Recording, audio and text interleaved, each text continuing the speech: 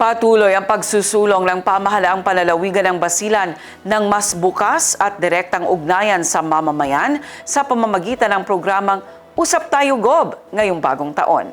Ang Partners in Peace and Progress story sa report.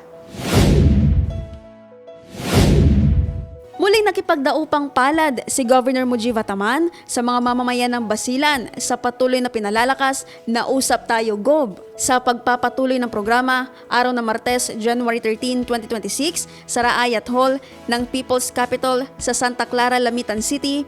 Bukas na nakipagdialogo si Governor Ataman at ng mga lokal na residente ng lalawigan. Isinagawa ang programa sa dalawang schedule upang mabigyan ng pagkakataon ang mas maraming mamamayan na makilahok mula alas 8 hanggang alas 11 ng umaga para sa morning session at mula 1:00 hanggang alas 3:30 ng hapon para naman sa afternoon session.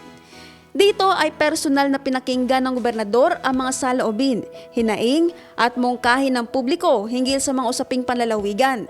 Layunin ng Usap Tayo Gob na palakasin ang partisipasyon ng mamamayan sa pamamahala at tiyaking ang boses ng bawat Basileño ay naririnig bilang bahagi ng pagsusulong ng tapat, bukas at makataong pamahalaan sa lalawigan ng Basilan.